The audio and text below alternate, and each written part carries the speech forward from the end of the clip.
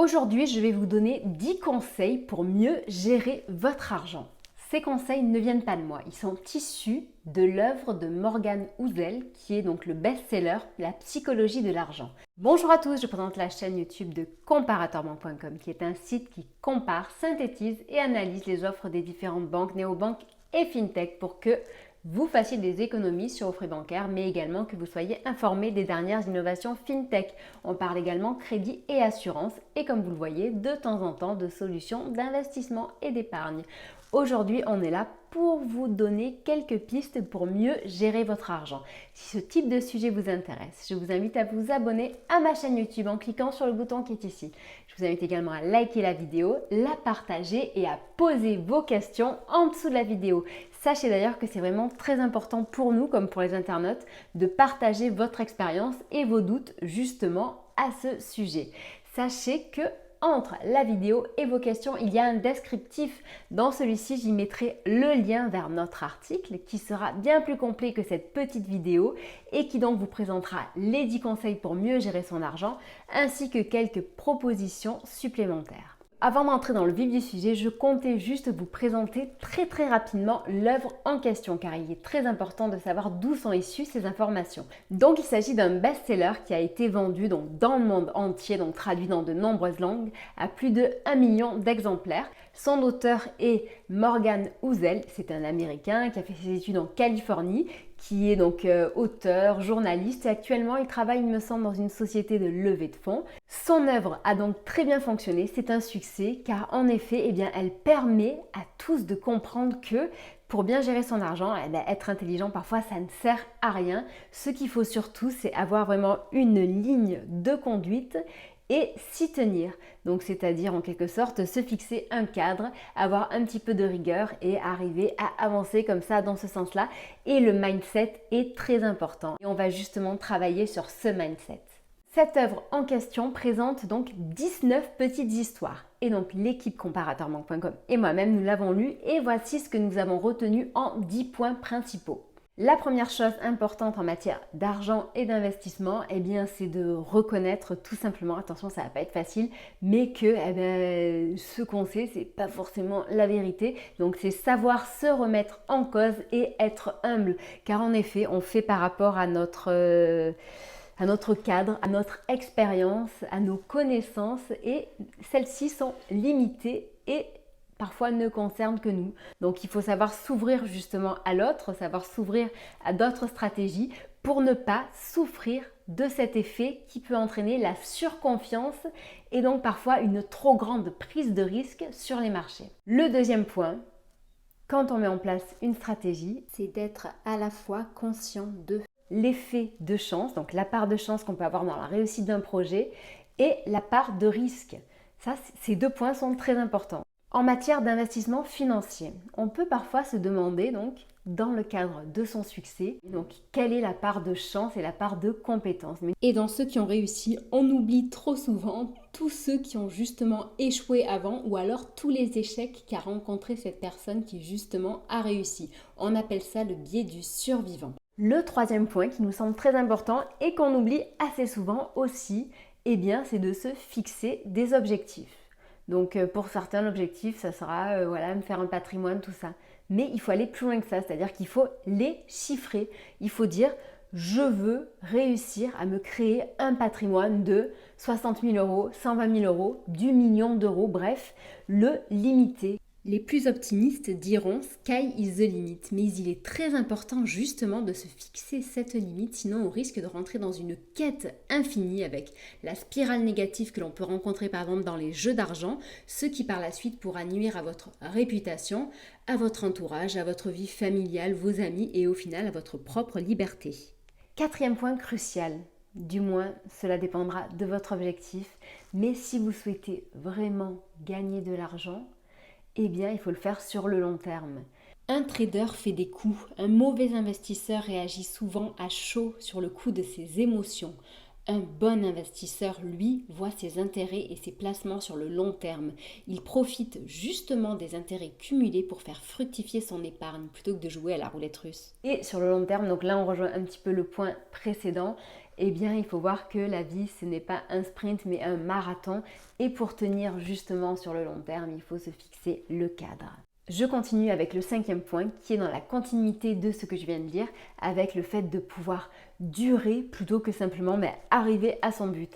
Et l'exemple même, l'exemple type que l'on cite sur la durée et les investissements long terme, c'est Warren Buffett qui est vraiment un révélateur, un signe très élevé de succès puisque lui, il mise sur le long terme, voire le très long terme. Le 6e point, normalement vous devez connaître cette phrase, l'argent n'achète pas le bonheur. Et donc je vous le confirme, l'argent n'achète pas le bonheur, en effet. Parfois on peut être très riche et triste, malheureux, on peut être très riche et insatisfait. Mais donc bien entendu, ceux qui n'ont pas d'argent se disent « Ah ben quand on en a plus, c'est bien plus facile ». Non, il faut savoir que l'argent n'achète pas le bonheur, l'argent achète la liberté. Et la liberté, c'est également aller avec des responsabilités. Donc au final, l'argent, c'est pas forcément facile à gérer. Et il faut avoir conscience que ça permet tout simplement d'être plus libre. Et cette liberté, pour certains, n'a pas de prix. Surtout en ce moment. Le 7e point, qui rejoint maintenant un petit peu le premier point, c'est le fait que le monde et l'avenir est imprévisible. En effet, tous ceux qui font des projections, des prévisions, ils ont quand même une chance sur deux de se tromper. Et d'ailleurs, du coup, au final, si on est un vrai trader, un vrai investisseur, on réagit par rapport à ce qui est, par rapport à l'état de marché du moment et aux signes que cela donne. On regarde ces choses-là dans l'instant présent.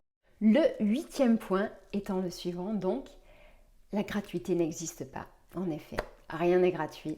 Donc, on parle de ce fameux couple rendement-risque et il faut vraiment mesurer ça, c'est-à-dire que en effet, tout ce qui a la probabilité de vous rapporter le plus d'argent, de vous enrichir au maximum, c'est là où il y aura le plus de risques.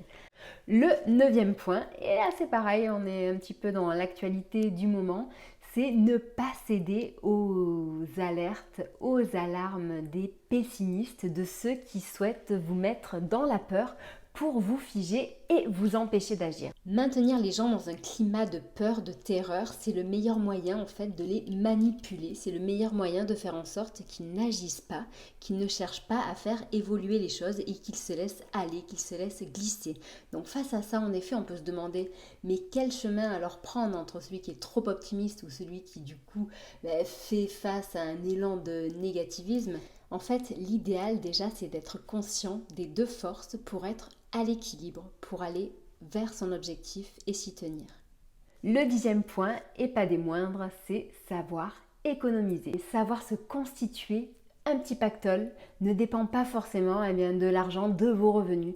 Ça dépend de votre capacité à épargner. Et donc par rapport à ça, justement, on avait fait un autre super article qui s'appelle le Latte Factor et qui explique comment même une personne qui gagne très peu d'argent, au final, peut réussir à en mettre de côté. Et justement, si cette personne décide de bien investir, de bien placer cet argent, parfois, elle va mieux réussir à préparer son avenir qu'une personne qui va gagner 3 000, 4 000 euros par mois.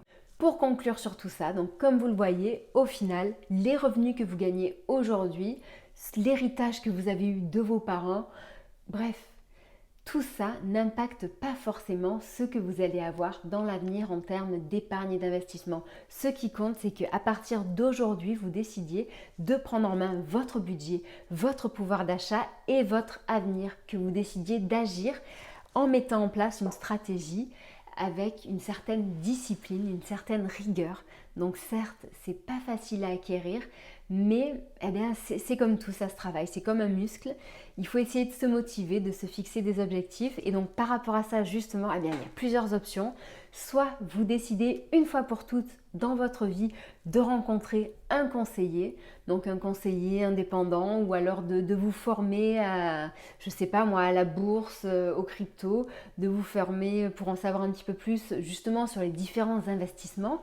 et pouvoir prendre une décision par rapport à vous, par rapport à ce que vous savez, ou alors vous allez voir un vrai conseiller. Et donc par exemple justement sur comparatormont.com, nous avons mis en place une relation avec un conseiller qui est indépendant, qui est immatriculé à l'ORIAS, qui va voir avec vous en toute confidentialité et gratuitement quels sont vos revenus. Il va faire votre bilan social patrimonial et il va vous proposer de mettre en place une stratégie d'investissement pour préparer votre avenir en fonction de votre objectif, de votre budget et de vos ambitions. Et donc face à ça, ça sera à vous de décider avec lui pas à pas ce que vous allez faire ou pas. Voilà, donc soit vous pouvez prendre cette décision de faire cela, soit vous pouvez continuer de votre côté à essayer en jonglant avec différentes stratégies, différentes techniques, mais c'est pas forcément facile. Ceci dit, certains y arrivent très bien. Tenez-nous informés de ce que vous comptez faire, de ce que vous avez fait, parfois de vos échecs aussi, parce qu'il faut savoir que les échecs justement, c'est ceux qui nous forment, c'est ceux qui nous permettent de savoir que ça, il faut plus le faire, mais plutôt du coup privilégier d'autres solutions. Voilà, après ce qui compte en effet, c'est de savoir aussi se relever d'un échec. Allez, on vous dit à très bientôt, au revoir. Une petite vidéo mindset pour vous aider au final à grandir, pour vous aider à prendre les décisions par vous-même et à faire vos propres choix. Car en effet, l'objectif de comparatormont.com, si on fait autant d'enquêtes, de tests, etc., c'est pour vous donner des informations supplémentaires que vous n'avez pas forcément facilement à disposition. Et donc, à vous de les acquérir, à vous de les utiliser à bon escient et de prendre vos décisions en toute conscience. Allez, on vous dit à très bientôt, que ce soit sur le site ou sur les réseaux sociaux. Au revoir.